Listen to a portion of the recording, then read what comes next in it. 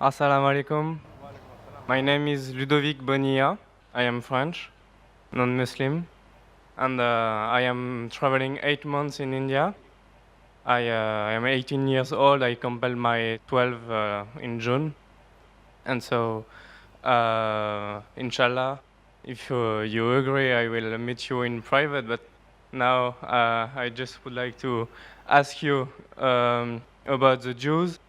Maybe, if I am not wrong, you said that it is written in the Quran that Jews and pagans are the strong enemies of believers, Muslim believers, Muslim. And I would like to know how this verse can favorize peace in humankind. When we see the troubles between Palestine and Israel, how some Muslim and some Jews cannot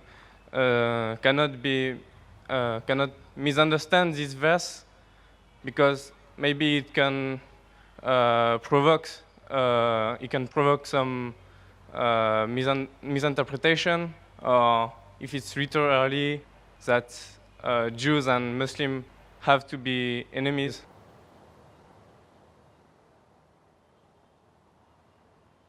Brother, that's a very good question. That he said, I said in my speech, and I quoted the verse of the Quran of Surah Ma'idah, chapter 5, verse 82, which says that strongest in enmity to the Muslims would be the Jews and the pagans, and the closest in love would be the Christians. So if they wanted to create enmity when they say that the Jews and the Muslims should fight, the Quran doesn't say Jews and the Muslims should fight. The Quran says strongest in enmity to the Muslims, to the believers, will be Jews. It does not say that Muslims should fight with the Jews. It doesn't say that. But it says that the Jews, by nature as a whole, they'll be against Muslims. And I told in my lecture, there are many Jews who accepted Islam. There are many Jews who are good to Muslims. But as a whole, if you take Jews as a whole and the Christians as a whole, the Christians are closer than the Jews as a whole. This is a fact.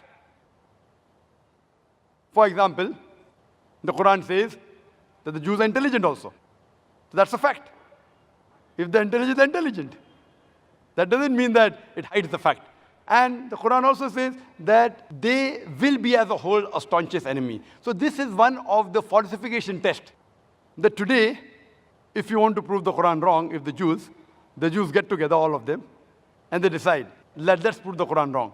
At least for 3-4 years, we will be better than the Christians. Let's stop the war of Palestine. You know the Palestinians? The Jews were kicked out by Hitler. Hitler incinerated 6 million Jews. He kicked them out of Germany. The Arabs, the Palestinians, they do ahlan wa sahlan. Come with open arms. After a few years, they are kicked out of the home. Imagine someone gives a traveler his home to live, and the traveler kicks him out of his home, and he's shouting that he has taken my house, and you're calling them terrorists. So what they have to do is, let's get together and solve this problem. Whatever the problem is. Not forever. Few years. 4-5 years only. And the problem is solved. So we aren't telling that the Muslims should fight with the Jews. In fact, the Quran says, even if your enemy wants peace, several places, even if they come to fight you, it's mentioned in Surah Anfal, in the battle, if they want peace, give it to them. So Quran is always for peace. Quran is always encouraging them. But if a person does not want peace to prevail, what can we do? Islam is a religion of peace. It wants peace, but it even mentions facts. That means we have to be careful of the Jews. Not that we have to fight them, unless they come and fight with you. That's a different thing. Imagine what's happening in Palestine, what's happening in other parts of the world. So brother, for peace to prevail, you have to follow the guidance of the Quran and live harmoniously rather than be enemies. So Quran doesn't say that Jews should be enemies, but they will be, it's saying. Hope that answers the question.